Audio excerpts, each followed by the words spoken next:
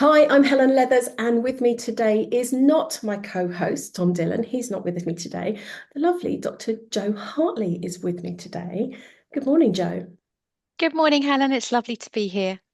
And it's lovely to see you again. It's been a while, so it's nice to spend some time catching up and lovely to really have some time to find out about your journey since you've been on our transformational coaching diploma. Yeah, well, it's been a while, Helen. So I was on one of your first diplomas. I think I was on the second one or something like that back in 2021. So it's been a little while. But I have stayed in contact. I have been to your Yes, conferences. I turned up at your wellbeing conference, which was fantastic last month. So I good. still feel quite attached to my coaching roots, which is fantastic. Good, excellent. Well, let me, for our listeners, introduce you so that people have an idea of your background, and then we'll have a bit of a chat. So, Jo is a former emergency medicine consultant, now working as a career and life coach for doctors. And she works with doctors in training in her local professional support and wellbeing service, and also runs a business delivering workshops and coaching for hospital consultants. So I mean, you have been one of the people on our courses that have always done a lot, and you continue to always do a lot, it seems. Yeah, and I think I have always done a lot. I've always wanted to do a bit more, but very much in the sort of education type field. So I was a emergency medicine consultant for 16 years, and I had a medical education portfolio for a long time. And as I sort of probably just before the pandemic, I started realizing that I really enjoyed working one-to-one with individual trainees, and I took on the work in the professional support and wellbeing unit. Um, and I knew I would benefit from some coaching skills in that those kind of one-to-one conversations, and had planned to do a coaching course at that point. Because, and I think we've already had this conversation before, but I do quite like getting courses. I'm quite like most medics. I quite like to get a bit of extra skill and experience. And then the pandemic came, which was really tough for lots of doctors at that particular time. So all my own CPD went on hold whilst I was working. And actually, I sort of naturally became the well-being type person to talk to within the department, and actually had even more one-to-ones. And so when I came up for air post-pandemic, I felt it was time to do something for me. So that usually is a course. And I, at the same time as it was almost serendipitous, actually, we had Caroline from the Joyful Doctor who was Yes. recommending Tom's course. And I thought, there it is. I want to do some coaching, and I would join the course. So I started that in April 21. Um, and I mean, I can stop there and breathe if that's helpful, or I can go on and tell you, because it wasn't the only coaching course I did at the same time. Because at the same time, or just after, I was offered an opportunity to do ILM 5 within my trust. Um, and so I decided to do that at the same time. And part of the reason for that was it was giving me access to work as a trust coach with across the multi-professional team. So not only was I getting coaching experience, but I was actually getting a chance to use that within my role within work as well, which I was really looking forward to. So you've had this unique opportunity to literally run two sets of training parallel Yeah. and to sort of compare and contrast, if you like.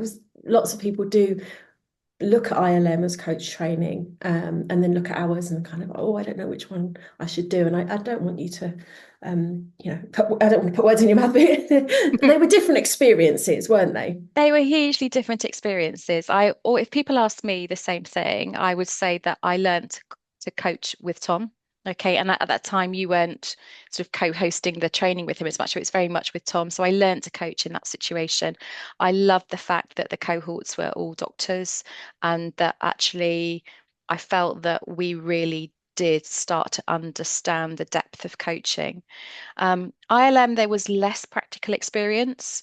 There was an awful lot of written, quite a lot of useful understanding for coaching within organizations, which actually Mm. in that role as a trust coach was probably quite helpful. Um, and the opportunity to work with the across the multi-professional team was fantastic. But I think I would have felt quite daunted going into ILM5 without having done the practical coaching skills that I learnt with Tom.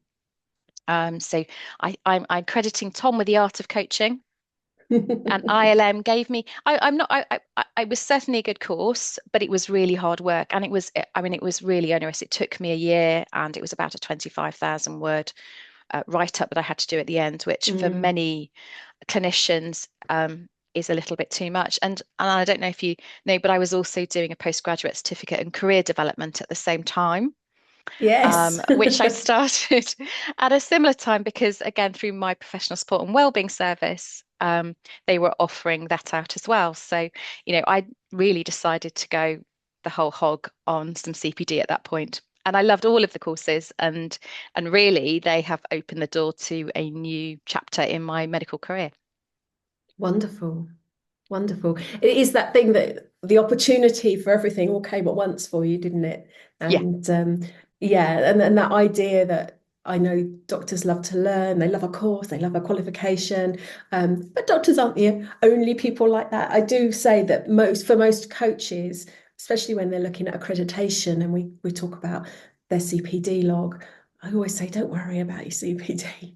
You're always going to hit your CPD targets for accreditation purposes because you're a coach, you're a doctor, you love to learn and you love yeah. to develop and have a curious mind and explore new areas in more Yeah. detail. Absolutely. And I think coaching opened a new doorway. I mean, I was never particularly into psychology at medical school. It just seemed I didn't really understand it. But very much as you go through life experience gives you that wisdom, doesn't it? And you start to see Mm, things in a much broader picture. And coaching really for me was just understanding that better, how people ticked. And also I think very much what the course did for me was improve my own self-awareness, and that was huge. Um, yes. and I was already at a situation where I was beginning to find work quite challenging clinically, that I was beginning to look for a new direction. And so it gave me the fantastic the trios that I were working with. They were all wonderful, and I got a lot of coaching practice, but also being coached in that environment, and it helped me to understand what I needed and what I wanted at that time, because we evolve, very much as I said, as a career coach now, we are not the same thing all our lives, and we need to adjust and amend and develop as we go through. And what I gained, I suppose, was permission to do what I needed for me at that point. Mm. One of Tom's favourite phrases jumps to mind there, which he uses in the Gestalt module, that you can't step into the same river twice. No. Yeah, And absolutely. that is that idea of not only the river, but us changing and evolving. Yeah, I think so. And also, I think so much of me previously had been defined by being a doctor and a clinician. And actually, what I needed to do is step outside and realize who I was as an individual. Mm, And then realize that a lot of the skill set that I have as a doctor, I can transfer into the coaching world.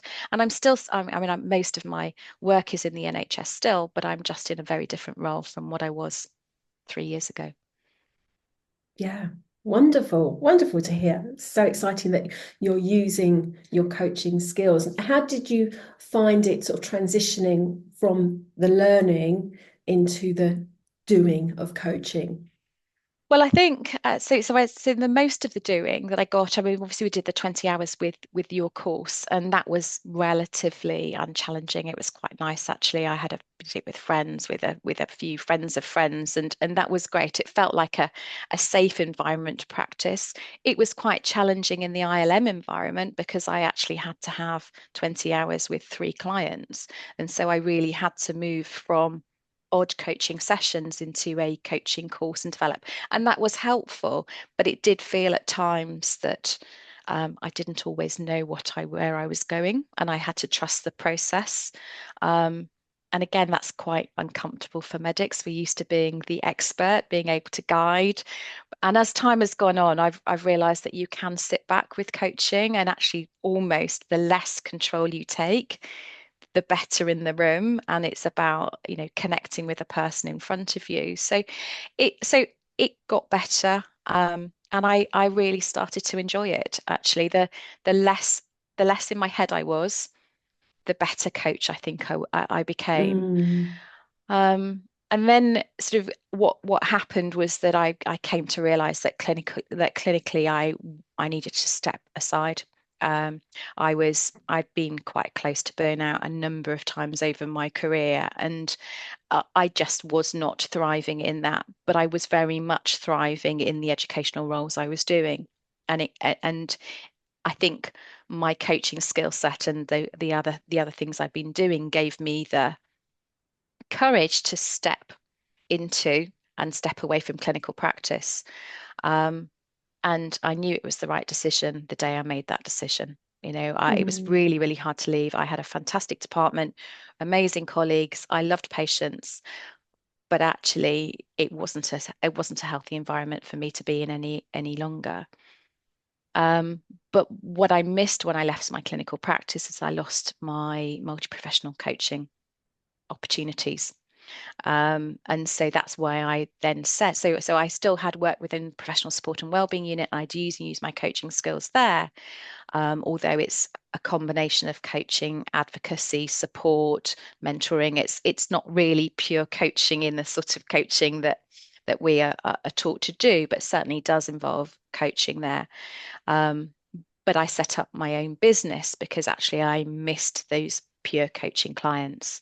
And now I work as a career and life coach for doctors because I want to really offer people the same kind of support that I had to make those mm. transitions. Yeah, lovely. And it sounds like you're enjoying it. I love it. I really love it. I think for a long time I'm sort of heading towards the end of my career, heading towards retirement, but I'm not at retirement yet. And it always felt a bit of a struggle. I wasn't sure I was ever quite going to get there. And then coaching came along, and I realized that actually I probably could get there. And I genuinely feel that the work I'm doing within the NHS now is probably more valuable than the work I was doing before. And also, I'm not thinking about retirement. I'm just thinking about I like waking up and I enjoy my days, and it feels really empowering, actually.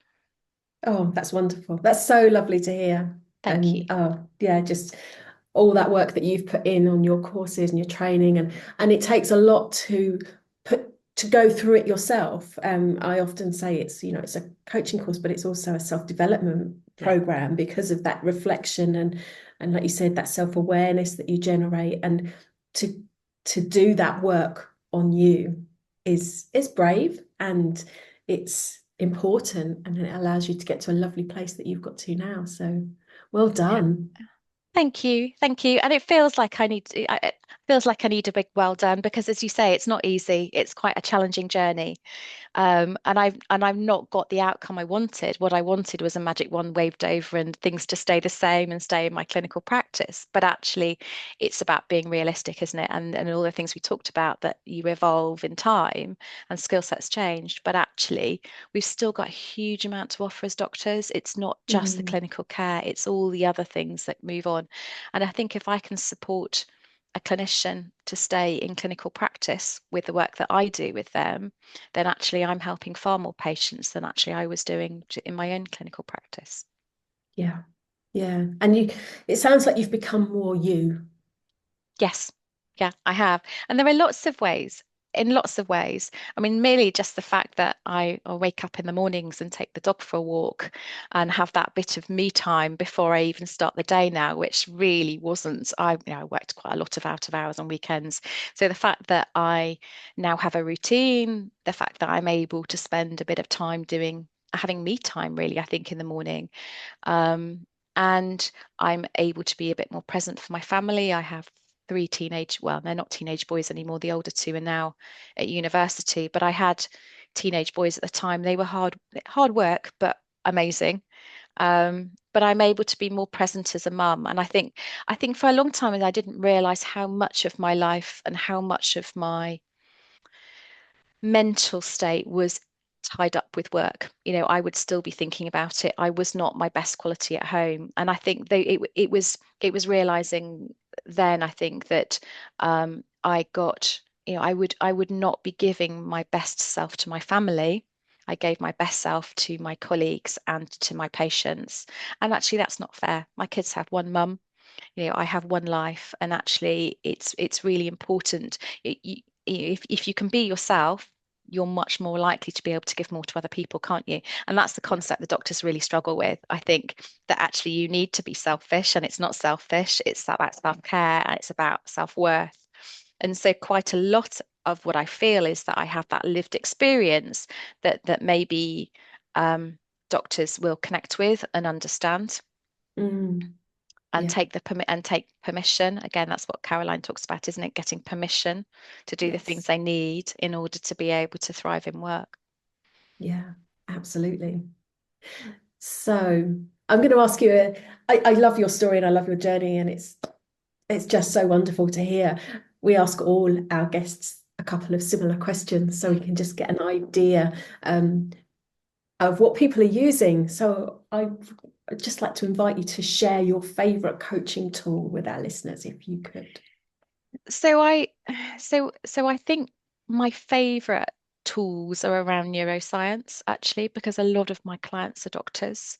And so quite often when we're exploring situations, I may well share. And actually, when I contract with doctors, I often contract for mentoring as well as coaching because there's a lot of lived and shared experience. But I will often share the neuroscience behind what's going on in their head. And I Mm, think they appreciate the cognitive understanding, they get the neuroscience, and therefore it quite often then all falls into place. And suddenly go, oh, I get it. So I so yes. I so David Rock's scarf model is one of the ones that I will use. I also quite like amygdala hijack, and I use a lot of the podcasts actually that Rachel Morris does. So You're Not a Frog, again about people recognizing and understanding about how they react to situations and how they can take some time and choose to respond differently. Love that.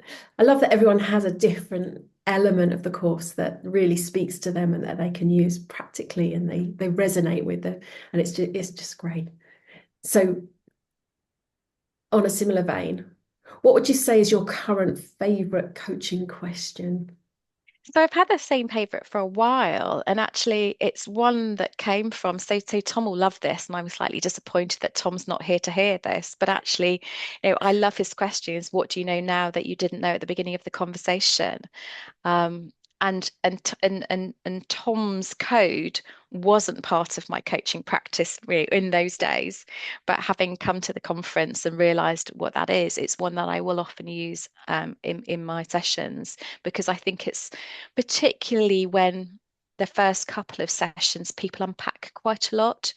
I'm Mm, coming as a career coach, and usually why they're coming to me is because there'll be some challenges going on. I think that's quite often why people come to coaching, isn't it? That they've realized that something needs to change. And so there's quite a lot of unpacking early on.